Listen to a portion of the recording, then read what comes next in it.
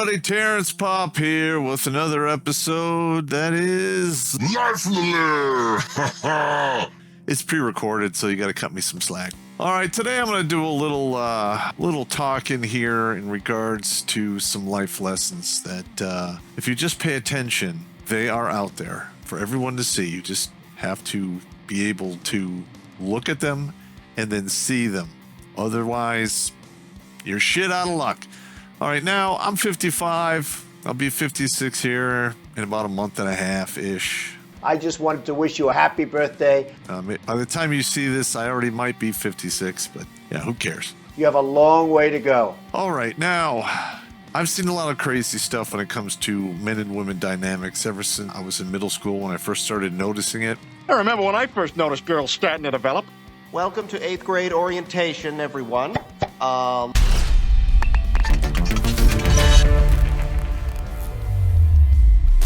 Do you like stories about serial killers? What about psychics? How about a psychic serial killer with a conscience wiping out the filth of society? Yeah! If you thought Dexter was a great show that went soft in its final seasons, these are the books for you.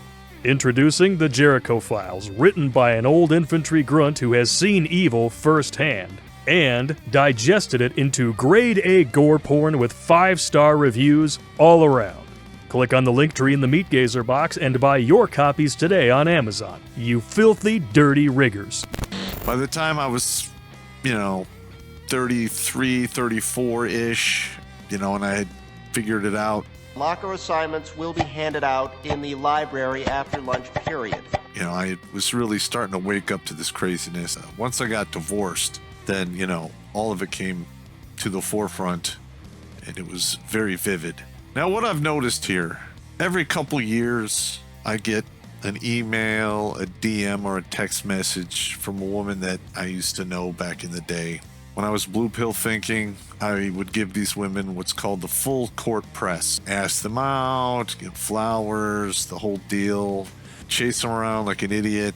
I got the business, which, let's face it, the business equals rejection.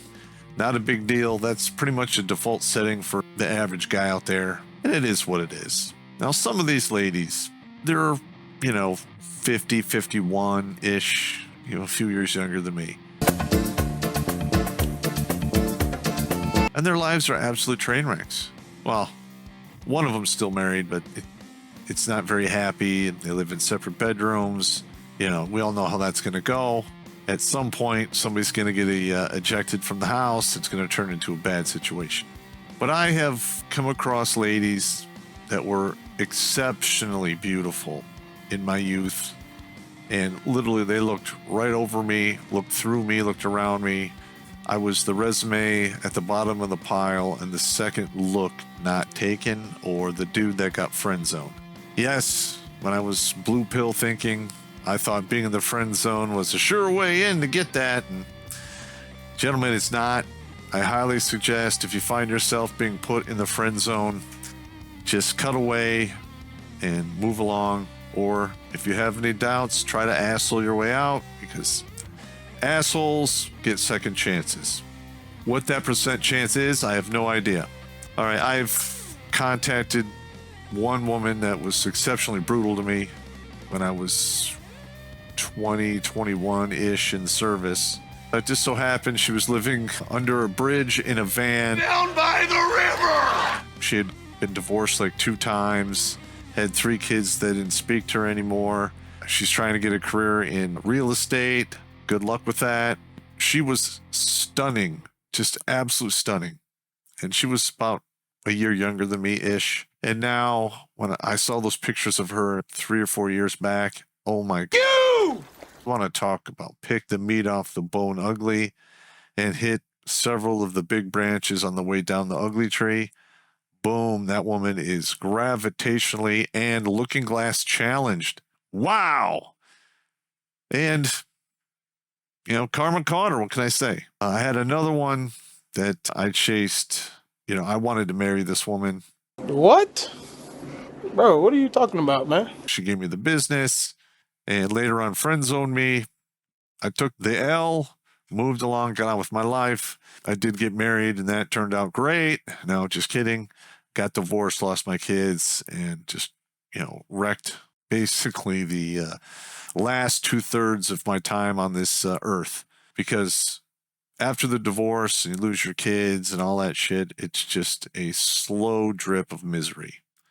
Unless you have a lot of money, which I didn't, and that's just the way it goes. Now, we're seeing these lessons play out with some of the Hollywood elite or the former Hollywood elite. So why don't we move over to that? This is nickswift.com. This is Heather Locklear. Remember she was on TV, Baywatch, what have you. She was super hot back in the day.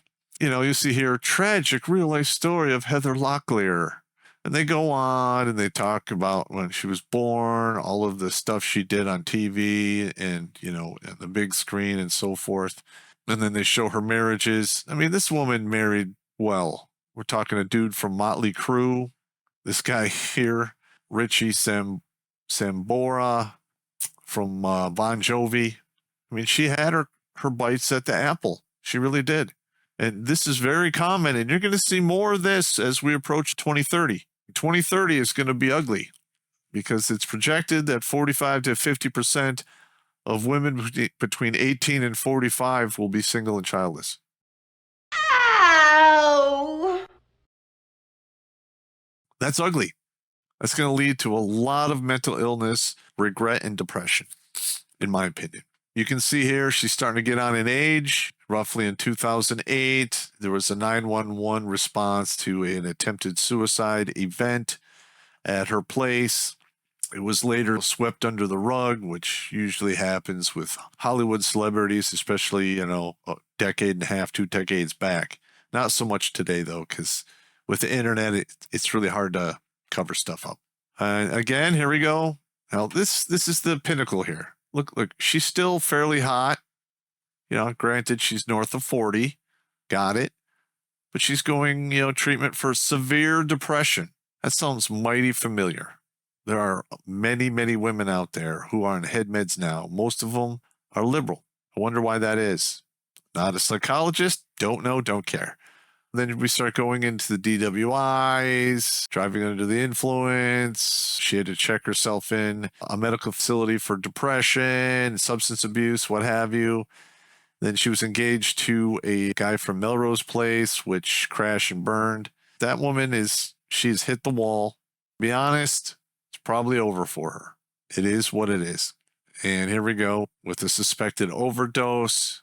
Not looking good here. Just think of what's going through her mind right now. She used to be at the top of her game. She had the whole pyramid of men looking up, trying to get her attention.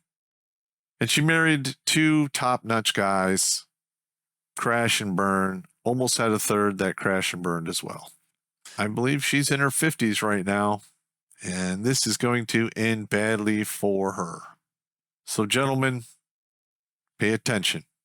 You are going to experience this in your lives. Some of you guys who are on the lower end of the pecking order back in high school and through your 20s, you're going to see a lot of those women who turn their back on you and what have you come circling back, try to get with you.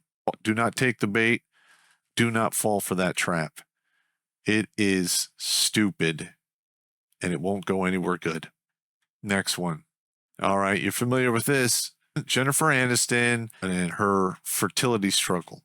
All right, so she purposely put off having kids for all of her 20s, her 30s, and then she started worrying about it when she was 38 and above. Once the tobacco purse of the uterus is aged out, it's probably not going to work out for you. Now, it is my opinion a lot of these women who are childless will go down the river of depression because they have not fulfilled one of their biological imperatives, which is having a child. Women instinctively want to have kids. Let's pretend that's not true. Yeah. Men do to an extent, but it's not an overwhelming drive like it is for the women. Now, do I think Brad Pitt gave her a raw deal? Yeah, baby, I like it raw. Yes, I do, but I am just giving you my opinion. She talks about her IVF journey and struggle with infertility. And another thing I noticed about this IVF thing is you're starting to see the IVF become a huge political selling point. Just think about that. IVF is a selling point for the Democrats. And why would you think that is? Well, it would have something to do with the Democrats being probably dominated by feminists who put off having kids and a husband to focus on their career. And now they ran the clock, the game is over, and they're stuck like Chuck. And they're looking for the Hail Mary pass, which to them would be the IVF. And they want the taxpayers to pay for it. So not only do we subsidize virtually everything about a woman's life, now we're going to subsidize her to have children after she decided not to have them and postpone the event until they're almost 40. When you're 22 to 26, doesn't really take any effort at all. I'm sure you all know how it works. You're pretty good at it from my rememberings. But what are you going to do here? All right. I'm not going to go through the whole thing here, but, we had Halle Berry going through the same thing. Nicole Kidman going through the same thing. I think she was able to have a kid, though. Brooke Shields. Brooke Shields is looking exceptionally rough. You want to talk about running the clock. There's Christy Brinkley. I'm not going to go through the whole thing, but it is what it is. All right, next we have Christy Brinkley. Now, Christy Brinkley has 3 children. All right, got it. But she's been divorced 4 times. And the one that really bothers me the most is her second husband or ex-husband, which was Billy Joel, one of my favorite musicians. And that divorce basically destroyed his soul, crushed his, I would say, and this is just my opinion, his will to live and further excel. Because I don't think he had too many hits after that divorce hit with Christy Brinkley. And current year, she's single, and apparently she's okay with it. We shall see. All right. This is Demi Moore. Now, Demi Moore, I think she has kids, but this is her when she was like 19 to 21-ish, and this is her about a year ago, and she's had some work done on her face. She dumped some weight because she did get quite roomy there for a quick minute. I believe she does have a movie coming out now. But the women, when they look like this, they think they can do whatever the hell they want until they get to the point where they look like this. And then it's too late. Here's another one. Here's Jennifer Aniston. Now, I will say she has aged well. She really has. She's, 52, 53 now? Not bad. But look at the difference, though. You can tell time has really been rough on her to an extent. You can see it in her neck. She's probably had a lot of work done. It is what it is. And this one here, Heather Locklear. Back in the day when she was 19 to 21, current year. Pre-wall, post-wall. Hitting the wall at 0 eggs per hour. Wah. No eggs. Empty egg carton. You don't have any eggs. We've heard all these stories about these women freezing their eggs and they want to do the IVF. Well, let's just look at some of the stats here, shall we? This is from Advanced Fertility Center of Chicago. This is age group 2014. I haven't found any more recent stuff. But let's face it, it's probably not much of a difference. All right, you'll see here the age groups go from roughly 35 to 44. Now, you look here in the 35 range, you'll see, the retrieval of embryos, the transfer of embryos, the pregnancy taking place, and live birth. 37% at 35. Now, you're going to see this dump down real quick. 35 to 37. All right. 90, 76, 36, with 30% being carried to term and delivered. Now, let's do 38 to 40. 87, 70, 27% pregnancies. 19% get born. 41 to 42, 83, 62, 16% with only 10% chance of a live birth. We're going to go up another 2 years, 43 to 44, 81, 55, 9, and 4%. And here we go, 44 and beyond. All right, I'm not even going to go through this. They can get pregnant 3% of the time and have a live birth 1% of the time. And they want us to spend our taxpayer dollars basically on women from 38 and beyond. You want to talk about throwing good money after bad money. This is not a good investment. The amount of tax money that will run through to get these women through IVF will be astronomical. IVF treatments are very, very expensive, and there you go. All right. I just wanted to run this through you guys' head so you guys know the deal. Don't be a sucker. If you had the hots for a woman in high school or your college years, and all of a sudden, you get north of 45 and they come knocking on your door, it's for a reason. And the reason is they ran through all of their options and they're looking at you as the last option. Gentlemen, don't fall for that bullshit. If you were not good enough for them when they were young, you're still not good enough for them now, or they're not good enough for you. Put it however you want, but just keep this in the back of your mind as a tidbit of wisdom to keep you going down the road. I'll talk to you guys later.